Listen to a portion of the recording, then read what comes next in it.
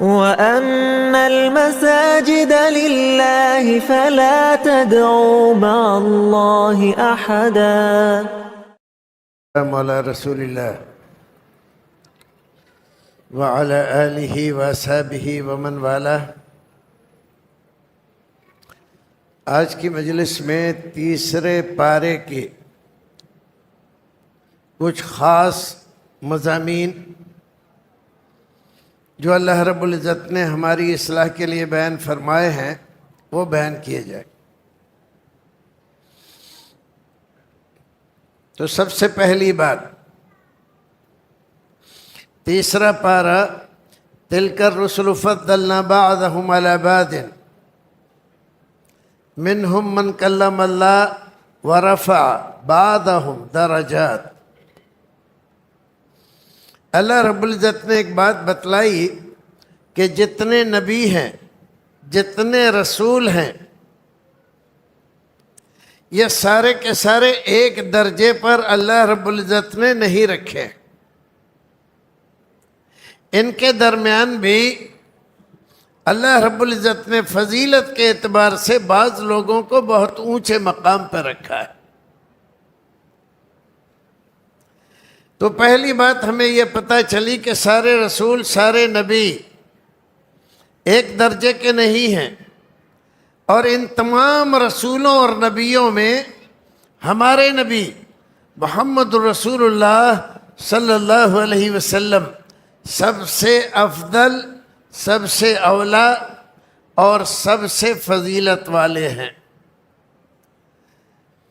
رسول اکرم صلی اللہ علیہ وسلم ارشاد فرماتے ہیں اپنی پیاری حدیث میں، انا سید ولد آدم یوم القیامہ ولا فخر۔ قیامت کے دن جب سارے لوگ پریشان ہوں گے،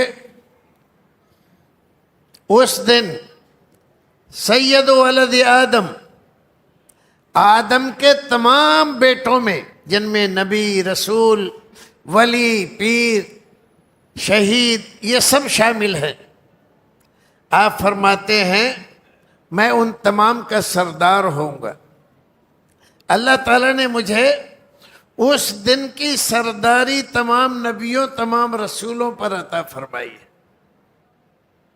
سید ولد آدم یوم القیامہ ولا فخر۔ لیکن یہ بات آپ نے بطور فخر کے، غرور کے، تکبر کے نہیں فرمائی، اس لیے بیان فرمائی کہ اگر آپ نہ بتلاتے تو ہمیں کیسے پتہ چلتا؟ آپ کے بعد کوئی نیا نبی تو آنے والا ہے نہیں، نہ رسول آنے والا، نہ نئی کتاب آسمان سے آنے والی ہے۔ تو اب اگر آپ نہ بتائیں گے تو یہ بات کسی کو معلوم ہی نہیں رہے گی، اس لیے آپ نے بتلائی، فخر و غرور کے لیے نہیں بتلائی، اسی لیے فرمایا ولا فخر، اس پر مجھے کوئی فخر و غرور نہیں ہے۔ اللہ رب العزت تمام جماعت انبیاء، جماعت رسل پر اپنی ہزار رحمتیں نازل فرمائے، خصوصاً علی نبینا و رسولنا و سیدنا و مولانا محمد صلی اللہ علیہ وسلم۔ اب دوسری بات، 254 نمبر کی آیتیں، اللہ رب العزت ارشاد فرماتا ہے یا ایھا الذین آمنوا انفقوا مما رزقناکم من قبل ان یاتی یوم لا بیع فیہ ولا خلۃ ولا شفاعہ۔ اے ایمان والو، جو کچھ اللہ رب العزت نے تمہیں دیا ہے، تو پہلی بات اس آیت کریمہ میں یہ بتلائی تمہارے پاس جو مال ہے یہ تمہارا، تمہارے باپ کا، تمہارا خاندانی نہیں ہے، اللہ کا دیا ہوا ہے۔ تو اس مال کو اللہ کی عطا اس کا فضل و کرم مانو، سمجھو، جانو، اور پھر اللہ کے راستے میں خرچ کرو۔ انفقوا مما رزقناکم، ہم نے جو کچھ دیا ہے اللہ رب العزت اسی میں سے خرچ کرنے کے لیے کہہ رہا ہے، اور جو تمہارا اپنا ہے، تمہارے باپ کا ہے، تمہارے خاندان کا ہے، اللہ رب العزت کہہ رہا ہے اس میں کہ مجھے نہیں چاہیے۔ تو اب تم دیکھو کون سا تمہارا ہے جو اللہ نے نہ دیا ہو۔ سب کچھ اللہ ہی کا ہے، اسی نے دیا ہے۔ من قبل ان یاتیہ، اس سے پہلے خرچ کر لو اس مال میں سے کہ وہ دن آ جائے۔ لا بیع فیہ، جس میں خرید و فروخت نہیں ہوگی۔ آپ اپنے مال کو بڑھا نہیں سکو گے، اتنا ہی ہے جتنا آپ نے خرچ کیا ہے۔ ولا خلہ، اور یاری دوستی میں بھی کوئی آپ کو ایک پائی دینے والا نہیں ہے۔ اس دن، قیامت والے دن، وہاں نہ خرید و فروخت ہوگی۔ آپ کوئی بھی چیز بیچو، آپ کو کوئی ایک پیسہ دھیلا دینے کے لیے تیار نہیں، اور یاری دوستی میں بھی کوئی ایک پیسہ، ایک دھیلا آپ کو دینے کو تیار نہیں۔ ولا شفاعہ، اور اللہ رب العزت کی اجازت کے بغیر کسی کی سفارش بھی نہیں چلے گی۔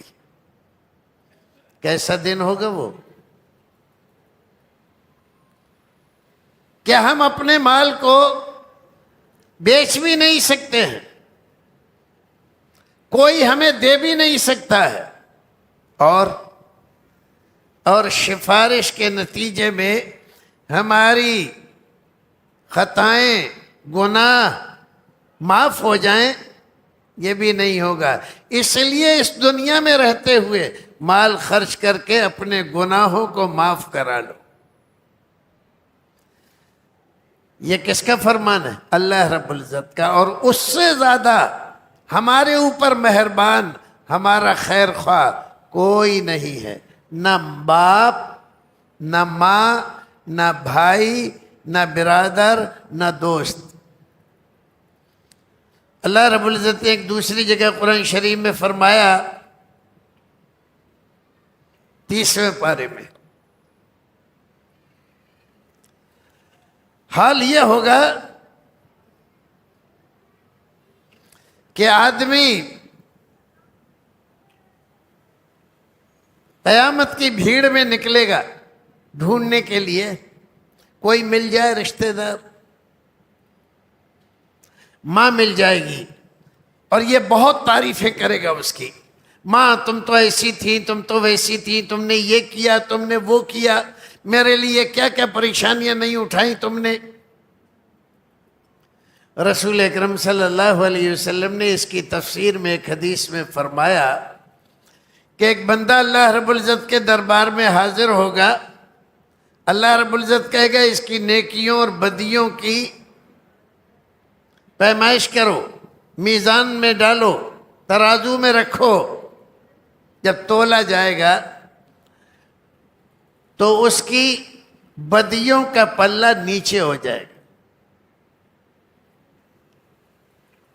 اور نیکیوں کا پلہ اونچا ہو جائے گا، مطلب نیکیاں کم ہو گئی۔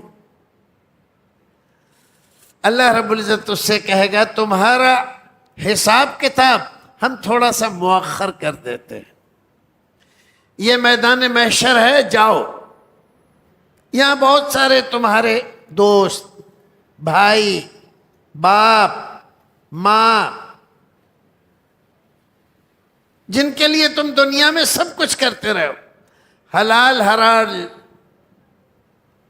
جائز ناجائز، سب کچھ کرتے رہے ہو، آج جاؤ اتنی نیکیاں لے آؤ کہ کم سے کم تمہاری نیکی اور تمہاری بدی برابر ہو جائے، تو ہم اپنے فضل سے تمہیں جنت میں بھیج دیں گے۔ وہ نکلے گا تو اسے ماں ملے گی، بہت تعریفیں کرے گا کہ پاگل ہوا ہے، میں نے دنیا میں شادی ہی نہیں کی تھی، میرا بیٹا کہاں سے آ گیا؟ باپ مل جائے گا، ابا جی آپ تو یہ تھے اور وہ تھے، دنیا میں میرے لیے سب سے لڑ جاتے تھے اور مجھے مسجد میں لے جاتے تھے، آپ مولوی صاحب منع کرتے تھے کہ بچوں کو صف میں داخل مت کرو، اور آپ ہاتھ پکڑ کے آگے لے جاتے تھے، کسی کی پرواہ نہیں کرتے تھے۔ آج چند نیکیوں کا سوال ہے، ذرا دے دیجئے میں جنت میں چلا جاؤں۔ باپ کہے گا پاگل ہوا ہے، ارے میرے کوئی بیٹا ہی نہیں تھا، تو کہاں سے آ گیا؟ مان ہی نہیں رہا باپ کہ میرا بیٹا ہے، بھائی مل جائے گا، بیوی مل جائے گی، تیرے لیے میں نے کیا نہیں کیا؟ اپنے باپ کو ستایا، اپنی ماں کو ستایا، تیری بات مانی اور ماں باپ کی نہیں مانی۔ آج میں برے انجام میں پھنسا ہوا ہوں، چند نیکیوں کی ضرورت ہے مجھے، دے دے تاکہ میں جنت میں چلا جاؤں۔ وہ انکار کر دے گی میں نے شادی ہی نہیں کی، تو شوہر کہاں سے ہے؟ اللہ اکبر، یہ حال ہے۔ سورہ عبس پڑھ کے دیکھیے، لمبی بات ہے، اللہ رب العزت نے اس میں تمام کا تذکرہ کیا۔ وَأُمِّهِ وَأَبِيهِ وَصَاحِبَتِهِ وَبَنِيهِ لِكُلِّ امْرِئٍ مِّنْهُمْ يَوْمَئِذٍ شَأْنٌ يُغْنِيهِ۔ ہر ایک آدمی اپنی پریشانی میں مبتلا ہوگا، کسی کو ایک نیکی دینے کے لیے تیار نہیں۔ اسی لیے اللہ کہہ رہا ہے وہ دن آئے اس سے پہلے نیکیاں کما لو جو اللہ رب العزت نے تمہیں دیا ہے، اس مال میں سے اللہ کے راستے میں خرچ کر لو، مسجد میں، مدرسے میں، یتیموں، بیواؤں، پریشان حال، مشکلات میں پھنسے ہوئے، مسافر، ضرورت مند، ان پر اس مال کو خرچ کرو، اپنا بینک بیلنس وہاں پر بناؤ، تاکہ اس دن جب نہ یاری چلے گی، خرید و فروخت نہیں ہوگی اور کوئی سفارشی ڈھونڈے نہیں ملے گا۔ والکافرون هم الظالمون، اللہ رب العزت فرما رہا ہے، اور کافر یہ سدا کے ظالم ہیں، یہ ظالم ہی رہیں گے، اس دن بھی ان کو ظالم ہی مانا جائے گا اور انہیں ان کے ظلم کی پوری پوری سزا دی جائے گی۔ ایک اور آیت کریمہ دیکھیں آپ، اللہ رب العزت فرماتا ہے، یہ آیت 256 نمبر کی، لا اکراہ فی الدین، دین میں زور زبردستی نہیں ہے، کسی کو زبردستی آپ مسلمان بنائے، کلمہ پڑھ ورنہ گردن مار دوں گا، اسلام اس کا نام نہیں، اسلام اس کی اجازت نہیں دیتا۔ رفع الیدین کرو ورنہ ماریں گے، آمین کہو ورنہ مسجد سے نکال دیں گے، انگوٹھے چومو ورنہ ہماری مسجد سے نکل جاؤ۔ آج کل کر رہے ہیں نا ایسے لوگ، یہ دین کو نہیں جانتے، یہ جاہل لوگ ہیں، جاہل لوگ ہیں، بلکہ بعض باتوں میں تو ہندوؤں سے بھی بدتر ہو گئے۔ اللہ رب العزت فرمائے لا اکراہ فی الدین، دین میں زور زبردستی نہیں ہے۔ قد تبین الرشد من الغی، جو ہدایت ہے ضلالت اور گمراہی سے ہم نے بالکل الگ الگ کر دی ہے۔ معلوم ہے کہ یہ ہدایت، یہ قرآن کی بات، یہ حدیث کی بات، یہ نبی کی بات، یہ صحابہ کی بات ہے، یہ اماموں کی بات ہے، اور یہ 14ویں صدی کے مولویوں کی بات ہے۔ پھر بھی جیسے ہندوؤں میں اندھ بھکت ہیں، مسلمانوں میں بھی اندھ بھکت ہیں۔ قرآن کی نہیں مانیں گے، حدیث کی نہیں مانیں گے، صحابہ کی نہیں مانیں گے، اماموں کی نہیں مانیں گے، نہیں ہمارے پیر صاحب نے جو کہا ہے وہی بنے. یہ اندھ بھکت ہے، یہ دین کو نہیں جانتے. فَمَن يَكْفُرْ بِالطَّاغُوتِ، اب یہاں سے کفر اور ایمان اللہ رب العزت بتلا رہا ہے، اور اس کو اچھی طرح سے سمجھ لو. ہمارے بہت سارے بھائی ہیں، بلکہ ایک پوری جماعت ہے طاغوت کے خلاف سال بھر تبلیغ کرتی رہتی ہے. اور طاغوت ان کے نزدیک کون ہے؟ ہر وہ آدمی جو ان کی بات نہیں مانتا، ہر امیر، ہر بادشاہ، حرمین شریفین کے خدمت گزار سب طاغوت ہیں. لیکن اللہ رب العزت بتلا رہا طاغوت کو دے. وَمَن يَكْفُرْ بِالطَّاغُوتِ، جو آدمی طاغوت کے ساتھ کفر کرے. طاغوت کے ساتھ تلوار لے کے لڑنا نہیں ہے، کفر کرنا، اس کا انکار کرنا ہے، اس کی بات نہیں ماننا ہے، اس پر ایمان نہیں لانا ہے. فَمَن يَكْفُرْ بِالطَّاغُوتِ، تو پہلے کفر بالطاغوت کرنا ہے. اور طاغوت ہے کون؟ کل ما یعبد من دون اللہ، ہر وہ چیز، ہر وہ ذات، ہر وہ شخص، فرشتہ ہو، جن ہو، انسان ہو، لکڑی ہو، درخت ہو، دریا ہو، پہاڑ ہو، پتھر ہو، مورتی ہو، ہر وہ چیز جو اللہ رب العزت کے علاوہ جس کی لوگ عبادت کریں، پوجا کریں، جس سے حاجت روائی، مشکل کشائی چاہیں، جس کو مشکل کشا مانے، وہ طاغوت ہے. فَمَن يَكْفُرْ بِالطَّاغُوتِ، اور جو طاغوت کے ساتھ کفر کرے، وَيُؤْمِن بِاللَّهِ، اور پھر اللہ پر ایمان لائے. بات آئی سمجھ میں؟ نہیں آئی، میں پھر سمجھاتا. آپ نے کلمہ پڑھا ہے نا، اشہد ان لا الہ الا اللہ. چلو اشہد تو بڑا ہے، لا الہ الا اللہ، جس کو لوگ کہتے ہیں کہ پہلا کلمہ لا الہ، کیا معنی ہے؟ نہیں ہے کوئی معبود، کوئی معبود نہیں. انگلش والے اگر کہیں تو God is nothing, God word کچھ نہیں ہے. پہلے آپ کو کفر کرنا ہے. یہ کیا ہے؟ گاڈ از نتھنگ، یہ کفر ہے. کوئی معبود نہیں، کوئی عبادت کے لائق نہیں، یہ کیا ہے؟ یہ کفر ہے. ایمان سے پہلے کفر ضروری ہے. کیوں؟ اس لیے کہ اگر آپ کے دل میں، آپ کے دماغ میں کچھ حاجت روا مشکل کشا بھی ہیں، اور آمنت باللہ و ملائکتی و کتبہ و رسلہ والقدر خیرہ و شرہ والبعث بعد الموت، کلمہ بھی پڑھ رہے ہیں، کلمہ بھی پڑھ رہے ہیں کہ اللہ پر ایمان لایا میں، اس کے فرشتوں پر، بھیجی ہوئی کتابوں پر، بھیجے ہوئے رسولوں پر ایمان لاتا ہوں. اور دل میں کیا ہے؟ کچھ حاجت روا بھی ہیں، کچھ مشکل کشا بھی ہیں، کچھ بگڑی بنانے والے بھی ہیں، کوئی بیٹا بیٹی دینے والے بھی ہیں، کچھ روزی روٹی دینے والے بھی ہیں.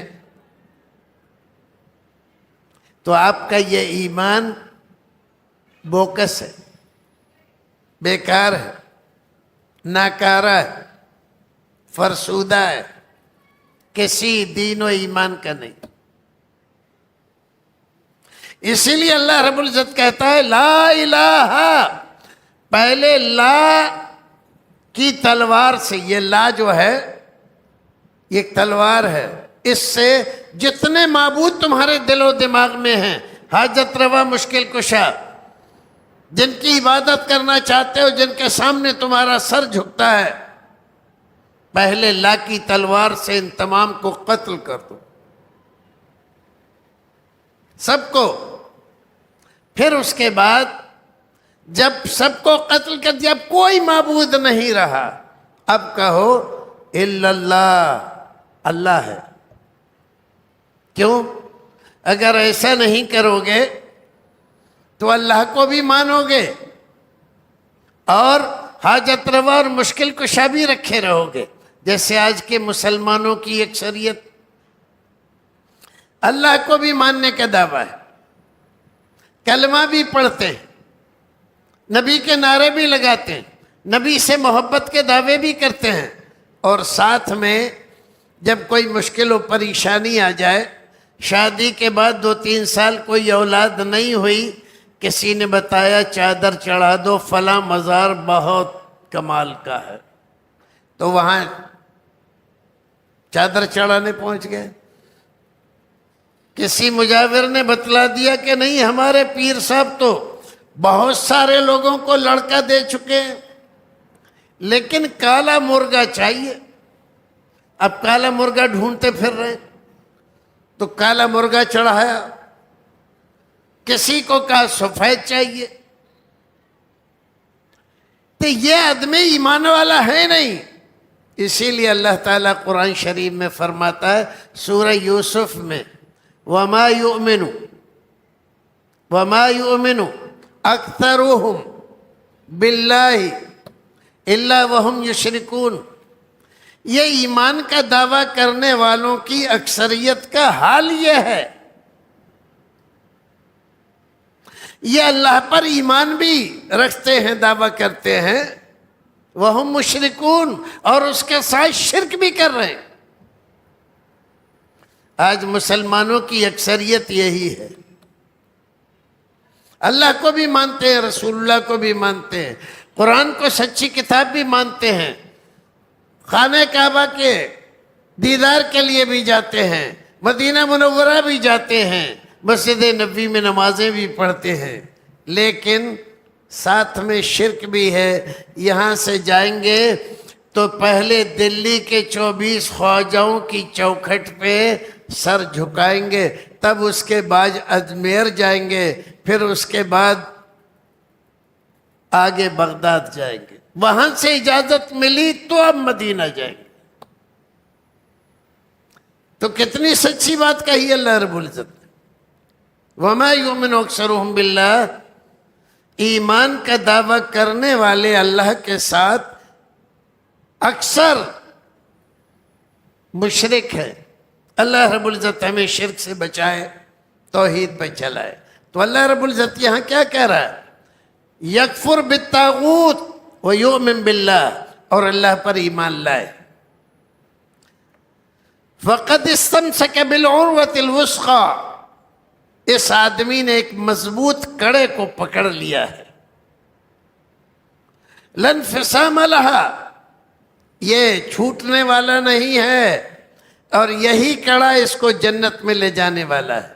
واللہ سمیع علیم، اور اللہ رب العزت سننے والا بھی ہے اور جاننے والا بھی ہے۔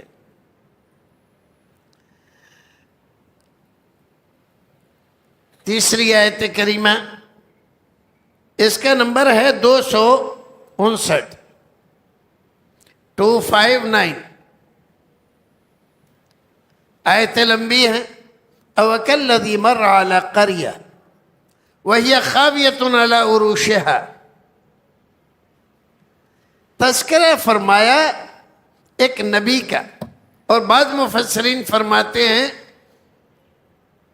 ایک ولی کا۔ اب وہ ولی ہوں یا نبی ہوں، قرآن شریف کے بیان سے تو لگتا ہے کہ وہ نبی ہے، کیونکہ اللہ رب العزت ان پر وحی کر رہا ہے۔ بخت نصر نے جب بنی اسرائیل نے، یہی اسرائیل والے، یہ یہودی، ان یہودی نے حضرت زکریا علیہ السلام کو شہید کر دیا،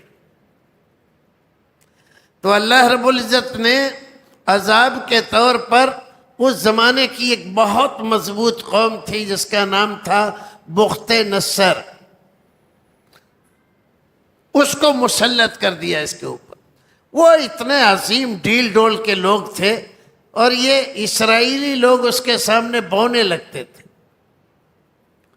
تو جب وہ سامنے آ کر کھڑے ہو جاتے تو ان کی ویسے ہی پیشاب خطا ہو جاتا ان کا۔ نبی وقت نے کہا کہ چلو، انہوں نے ہمارے بیت المقدس کو توڑ پھوڑ ڈالا، تباہ کر دیا، ان سے لڑیں؟ تو کہا بھیا ہم نہ لڑیں، ہمارے اندر طاقت نہیں ہے، آپ جاؤ۔ تو بخت نصر ان کے اوپر کیوں مسلط ہوئی؟ انہوں نے نبیوں کو قتل کیا۔ اب کیا ہوا؟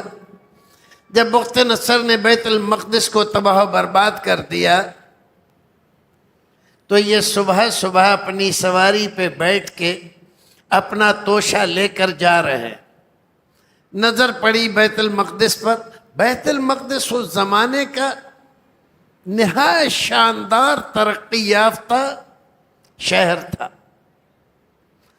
اور جب اس کی بربادی دیکھی بخت نصر نے اس میں آگ لگا دی، سارے بڑے بڑے محلات تہس نہس کر دیے۔ ایک دو نہیں، سینکڑوں نہیں، ہزاروں نہیں، لاکھوں انسان اس نے قتل کر دی۔ یہ وہاں سے گزرے، قال انا یحیی ہذہ اللہ بعد موتہا، تو ان کی زبان سے یہ نکل گیا، ہائے کیسا شاندار شہر تھا، اللہ رب العزت دوبارہ اس کو کیسے زندہ کرے گا۔ فَأَمَاتَهُ اللَّهُ مِئَةَ عَامٍ، اللہ رب العزت نے ان کو 100 سال کے لیے وہیں پر موت دے دی۔ 100 سال۔ ثم بعثه، 100 سال گزر گئے، پھر اللہ رب العزت نے ان کو اٹھایا، ان میں جان ڈالی۔ قال کم لبثت، پوچھا کہ یہاں کتنی مدت ہو گئی یہاں پر؟ قال لبثت یوما او بعد یوم، کہا کہ ایک دن ہوا ہے یا دن کا کچھ حصہ گزرا ہے۔ ایسا کیوں؟ ایسا اس لیے کہ جب یہ جا رہے تھے تو صبح کا وقت تھا، اور جب اللہ نے ان کو اٹھایا دوبارہ جان ڈالی تو شام کا وقت تھا، تو ان کو لگا کہ ابھی صبح کی تو بات ہے، تو کہا ایک دن ہوا ہے کہ دن کا کچھ حصہ ہوا ہے؟ اللہ رب العزت نے فرمایا قال بل لبثت 100 عام، ایک دن نہیں 100 سال ہو گئے تمہیں یہاں۔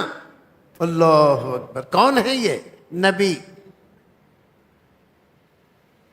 اور نبی ہمیشہ ہر زمانے میں ولیوں سے اونچے درجے کا ہوتا ہے۔ فانظر الى طعامك وشرابك لم يتسنى، کیا 100 سال ہو گئے؟ اب ذرا اپنے کھانے کو دیکھو، تو کھانا جیسے گرم گرم توشے دان میں لے جا رہے تھے، کہا دیکھو بھوسا نہیں ہے، اس میں بو نہیں ہے، بالکل تازہ ہے جیسے 100 سال پہلے تم لے کر جا رہے تھے۔ اللہ اکبر! کیسا عظیم رب ہے وہ، 100 سال گزرنے کے بعد بھی وہ کھانا ایسا ہی ہے جیسے ابھی تیار کر کے کسی نے دیا ہے۔ لم یتسنى، یہ بھوسا نہیں ہے، اس میں بو نہیں ہے بھی۔ وانظر الی حمارک، اور ذرا اپنے سواری کو دیکھو، جس سواری پہ یہ جا رہے تھے اس کی ہڈیاں پورے میدان میں بکھری پڑی تھی، کیا اس کو دیکھو۔ وَلِنَجْعَلَكَ آیَةً لِلنَّاسِ، تمہیں اور تمہاری اس سواری کو لوگوں کے لیے ہم نشانی بنا دیں۔ وَانظُرْ إِلَى الْعِظَامِ كَيْفَ نُنشِزُهَا، اب دیکھو ہم زندہ کیسے کرتے۔ تو ان کے سامنے دیکھ رہے ہیں یہ اس سواری کی ہڈیاں، ایک یہاں پیر پڑا ہوا ہے، ایک پیر وہاں پڑا ہوا ہے، اس کا اگلے پیر وہاں ہے اور سر کہیں ہے، دھڑ کہیں ہے، اور ان کے سامنے وہ سب ہڈیاں آئیں اور آ کے جڑیں، ڈھانچہ اور پنجر بنا، اور اس پنجر پر ثم نکسوها لحما، اور کیسے ہم گوشت چڑھاتے. اور اللہ رب العزت نے ان کے دیکھتے ہوئے ہڈیوں کو اکٹھا کیا، پنجر بنایا، پھر اس پر گوشت چڑھایا.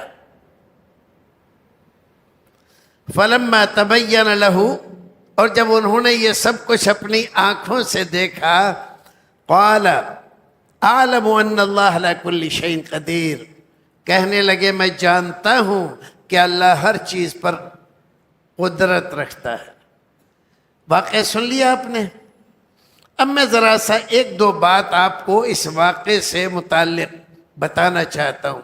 ہمارے یہاں بہت سارے لوگ ہیں جو کہتے ہیں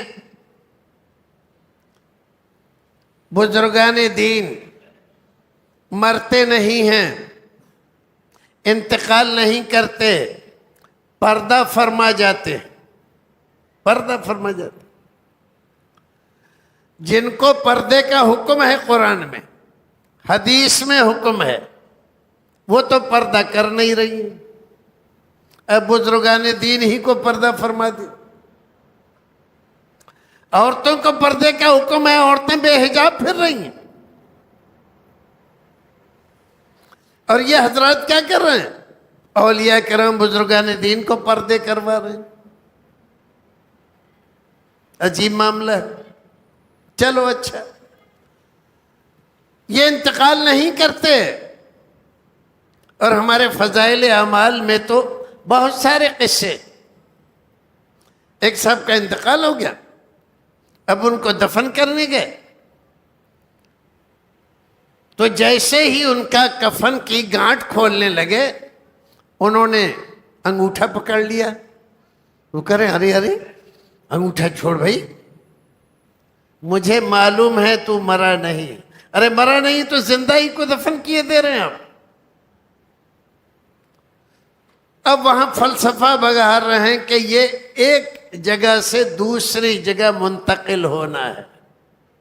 یہ ایسی بدعقیدگی کی باتیں اسلام میں کہاں سے آئی ہے؟ قرآن یہ کہہ رہا ہے ایک نبی 100 سال ایک جگہ پر رہا. 100 سال میں کتنی بارشیں ہوئی ہوں گی، کتنے جاڑے، کتنی گرمی، کتنی برسات، کتنی آندھیاں چلی ہوں گی، کتنے لوگ یہاں سے گزرے ہوں گے. اور یہ نبی یہیں پر ہیں. ان کو بارشوں کا، آندھیوں کا، گرمیوں کا، جاڑوں کا، گزرنے والوں کا کسی کا پتہ چلا کیا؟ اگر پتہ چلتا تو یاد رہتا نا کہ کل بارش ہوئی تھی، آج پھر بارش ہوئی ہے. تو جب اللہ نے پوچھا کہ کتنے دن ہو گئے یہاں، تو کم سے کم یہ تو کہتے کہ 2 دن ہوئے ہیں، کل بارش ہوئی تھی، آج پھر بارش ہوئی. لیکن نہیں کہا. کیا کہا؟ یہ کہا کہ 1 دن ہوا ہے. اس کا مطلب کیا ہوا؟ یہ نبی ہیں، نبی مت مانو، ولی مانو ان کو. اتنا بڑا ولی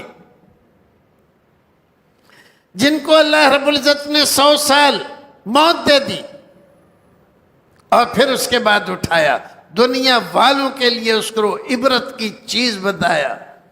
خود قرآن کہتا ہے تاکہ آپ کو ایک نشانی ہم دنیا والوں کے لیے بنا دیں. جب نبی نہیں سنتا، ولی نہیں سنتے، تو یہ ہم جن کو قبر میں دفن کر کے آتے ہیں یہ سنتے ہیں؟ یعنی نہیں، قبروں والے سنتے ہیں جی، سنتے ہیں. اور اسی سننے کے عقیدے نے قبروں پہ میلے لگوائے. لڑکیوں کو، جوان لڑکیوں کو وہاں پر بال بکھیر کے جھومنے پر، آج تو سوشل میڈیا کا دور ہے، آپ دیکھ رہے ہیں نا، سب جوان جوان لڑکیاں وہاں پر جا کر کیا کیا کر رہی ہیں، اور جوان جوان داڑھی والے وہاں ڈانس کر رہے ہیں، یہ بھی دیکھ رہے ہو نا آپ۔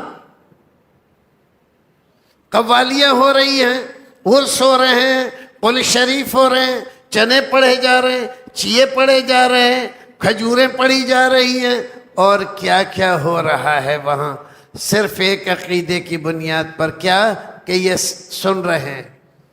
اگر یہ سنتے ہوتے اور ان کو معلوم ہوتا تو قبر سے نکل کے سب سے پہلے تم پر لعنت بھیجتے۔ رسول اکرم فرماتے ہیں کہ میں دنیا میں آیا ہوں ڈھول، تاشے، منجیرے ان کو مٹانے کے لیے، اور یہ کیا کر رہے ہیں؟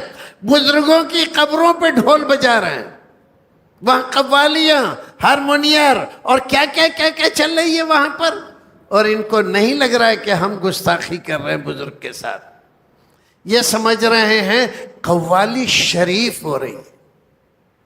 شریف لگا دو گے تو ہر چیز صحیح ہو جائے گی، اس سے بڑی گستاخی اور ہو نہیں سکتی کسی بزرگ کے ساتھ کہ اس کی قبر پہ آپ شور شرابہ کر رہے ہو، وہاں لاؤڈ سپیکر لگا لگا کر، اگر وہ سن رہے ہیں تو لاؤڈ سپیکر کی آواز سے ان کو کتنی تکلیف ہو رہی ہوگی۔ بات آ رہی ہے سمجھ میں؟ قرآن شریف کا یہ واقعہ جو اللہ رب العزت نے، یہ سورہ بقرہ ہے اور اس کی آیت نمبر 259 ہے۔ جاؤ قرآن شریف میں نکالو اور نکال کر پڑھو اور سمجھو اس کو، اور یہ جو ایمان فروش پھرتے ہیں تمہیں بہکانے کے لیے، تمہارے عقیدے خراب کرنے کے لیے، ان سے بچو بچو۔ جس کو اللہ رب العزت نے اٹھا لیا، موت دے دی، موت کا نام گالی نہیں ہے، یہ تو نظام ہے اللہ رب العزت کا۔ خلق الحیات، خلق الموت والحیات، تبارک الذی بیدہ الملک۔ بارکت والی ہے وہ ذات جس کے ہاتھ میں یہ ساری کائنات ہے۔ خلق الموت والحیات لیبلوکم ایکم احسن عملا۔ موت اور حیات کو اس نے پیدا کیا ہے، یہ اس کی مخلوق ہے، یہ گالی نہیں ہے، یہ نظام ہے دنیا کا۔ جیسے پیدا ہونا گالی نہیں ہے، ایسے ہی مرنا بھی کوئی گالی نہیں ہے، یہ تو اللہ کا حکم ہے۔ اس کا حکم ہوا دنیا میں آ گئے، حکم ہوا تو چلے گئے۔ تو اس سے پتہ چلا کہ جو آدمی انتقال کر جاتا ہے وہ سنتا نہیں ہے، جانتا نہیں ہے، دنیا میں کیا ہو رہا ہے اسے کچھ پتہ نہیں، اسے یہ بھی پتہ نہیں کہ شب رات آئی ہے کہ نہیں آئی۔ ان لوگوں کو یہ بات سمجھ میں نہیں آتی کہ مردوں کے یہاں کون سا کیلنڈر چلتا ہے کہ ان کو پتہ چل جاتا ہے کہ شب رات آ گئی ہے، حلوے کھانے کے لیے آ جاتے ہیں۔ کون سے کیلنڈر سے آتے؟ یہ ساری باتیں دین اسلام کے خلاف سازش ہے، دھوکہ ہے، فریب ہے، ان سے بچو۔ چلیے اگلی آیت میں چلتے ہیں۔ یہ آیت ہے 261 نمبر کی۔ اللہ تعالیٰ فرماتا ہے مثل الذین ینفقون اموالہم فی سبیل اللہ کمثل حبۃ انبتت سبع سنابل فی کل سنبلۃ مئۃ حبۃ۔ جو لوگ اللہ کے راستے میں اپنے مال کو خرچ کرتے ہیں، کمثل حبۃ، ان کی مثال ایسی ہے جیسے ایک دانہ، کسی کسان نے ایک دانہ زمین میں ڈالا، انبتت سبع سنابل، اور اس ایک دانے سے 7 بالیاں نکلی، فی کل سنبلۃ مئۃ حبۃ، اور ہر بالی میں 100 دانے۔ ایک دانہ کتنا بڑھ گیا؟ 7 بالیاں اور ہر بالی میں 100 دانے، 700 ہو گیا نا۔ واللہ یضاعف لمن یشاء، اور اللہ رب العزت یہ تو عام بات بتائی ہے، اس میں جس کو چاہتا ہے زیادہ کر دیتا ہے۔ 7 سے زیادہ بالیاں نکلتی ہیں اور 100 سے زیادہ دانے پیدا کر دیتا ہے۔ جو لوگ اللہ کے راستے میں خرچ کرتے ہیں ٹوٹے میں ہیں، خسارے میں ہیں، گھاٹے میں ہیں۔ ایسا کوئی داتا دیکھا ہے تم نے جو تمہیں 1 کے بدلے میں 700 دے؟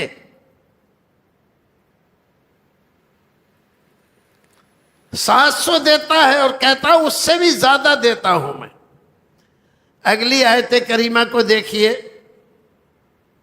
للفقراء الذین احصروا فی سبیل اللہ لا یستطیعون ضربا فی الارض یحسبهم الجاہل اغنیاء من التعفف تعرفهم بسیماهم لا یسألون الناس الحافا۔ اللہ رب العزت فرماتا ہے دنیا میں سب مانگنے والے ایک جیسے نہیں ہیں۔ دنیا میں کچھ لوگ ایسے ہیں، للفقراء الذین احصروا فی سبیل اللہ، اللہ کے راستے میں یہ رکے ہوئے ہیں، کاروبار نہیں کرتے، مسجد کی امامت کرتے ہیں، مؤذنی کرتے ہیں، مدرسے میں پڑھاتے ہیں، دین اسلام کو پھیلاتے ہیں، تبلیغ کرتے ہیں۔ یہ بیچارے ان چیزوں میں مشغول رہنے کی وجہ سے کوئی کاروبار نہیں کر پاتے، چاہے تو یہ بھی کاروبار کر سکتے لیکن نہیں کرتے۔ اللہ رب العزت نے ان کی طبیعت کو اسی کام کے لیے مطمئن کر دیا ہے۔ لا یستطیعون ضربا فی الارض، یہ زمین میں تجارت کے لیے نہیں آتے جاتے۔ یحسبهم الجاہل اغنیاء، ان کی سفید پوشی کو دیکھ کر، کپڑے سفید ہیں، کرتا سفید ہے، پاجامہ سفید ہے، ٹوپی بھی اچھی لگی ہوئی ہے، جاہل لوگ سمجھتے ہیں یہ تو غنی ہے، مالدار۔ یہ میں نہیں کہہ رہا ہوں، اللہ کہہ رہا ہے۔ یحسبهم الجاہل اغنیاء، جاہل لوگ سمجھتے ہیں کہ یہ تو غنی ہے، ان کو کیا ضرورت ہے۔